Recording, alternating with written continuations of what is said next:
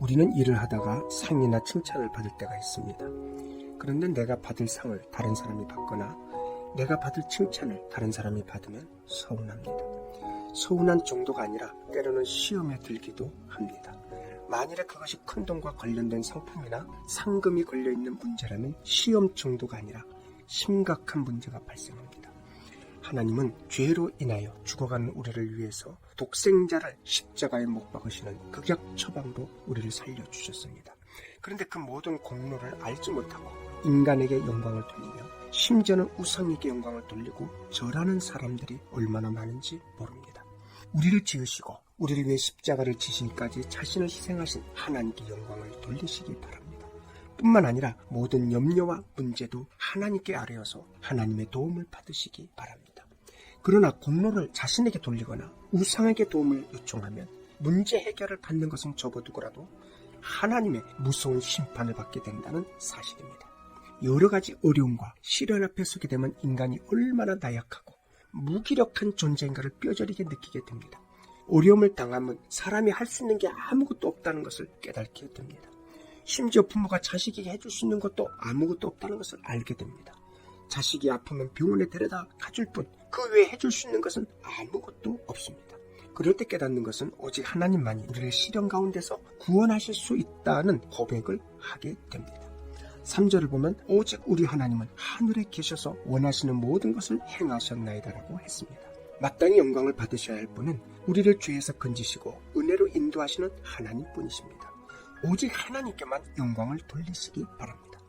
하나님은 스스로 계실 뿐 아니라 천지 만물을 시작하게 하시는 창조주이시며 천지 만물을 끝내시는 심판주이십니다. 그러나 우상은 하나님으로부터 지음받은 사람이 만든 조각품이요 수금물에 불과한 것입니다.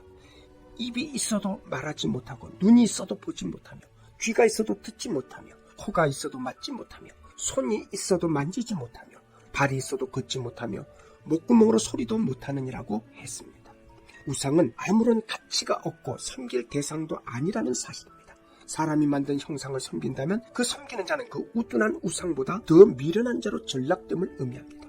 말도 못하고 우상에게 장례를 물어본다면 그 사람은 얼마나 불쌍한 존재입니까? 생각도 못하는 우상에게 절한다면 그 절하는 자 역시 생각도 못하는 우둔한 존재라는 것을 증명하는 것입니다. 그래서 우상 섬기는 자는 다 그와 같으리로다라고 했습니다. 우상을 섬기는 자는 거기서 빠져나오지 못하게 될 수도 있습니다. 왜냐하면 거기에 사탄이 역사하기 때문입니다. 사탄은 어리석은 인간을 자기 손아귀에 묶어두기 위해서 우상을 통하여 신비한 능력을 나타내기도 하고 속이기도 하기 때문입니다. 그래서 결국 우상 섬기는 자는 우상과 같은 운명에 처하게 된다는 것을 알아야 합니다. 우상은 인격도 없고 감각도 없고 생명도 없습니다. 나무나 돌로 만든 수공물에 불과하기 때문에 우상을 섬기는 자들을 구해줄 수 없을 뿐 아니라 우상을 불살라지는 것처럼 우상을 섬기는 자도 이 땅에서 망하고 나중에는 지옥불에 들어갈 수밖에 없는 것입니다. 하나님은 자기를 의지하고 찬양하는 모든 사람에게 도움과 방패가 되실 뿐만 아니라 복을 주시는 분이십니다. 11절에 말씀합니다. 여호와를 경외하는 너희는 여호와를 의지하라. 그는 너희 도움이시요 너희 방패시로다. 우상을 의지하면 아무런 도움도 받지 못하고 결국은 망하지만 여호와를 의지하면 도움을 받고 힘이 됩니다. 뿐만 아니라 물론대손하고 여호와를 경외하는 자에게는 복을 주신다고 했습니다. 그렇기 때문에 하나님을 떠나서는 행복이란 있을 수 없습니다. 우리가 어디에서나 어떤 일을 하든지 의지하고 위로받을 수 있는 대상은 오직 하나님 한 분뿐입니다. 우상은 사탄의 역사로 생겨난 것입니다. 그렇기 때문에 우상에게 빠져있는 사람들을 구원해서 하나님을 섬기고 찬양하도록 해야 합니다.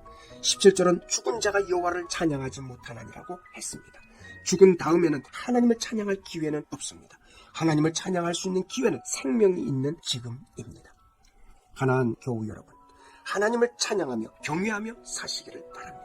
하나님을 찬양하며 사는 기회가 영원토록 있는 것은 아닙니다. 생명이 있다는 것은 하나님을 찬양하며 살 수 있는 기회입니다. 이 기회에 오직 하나님만 찬양하며 사는 복된 성도들이 되시기를 축원합니다.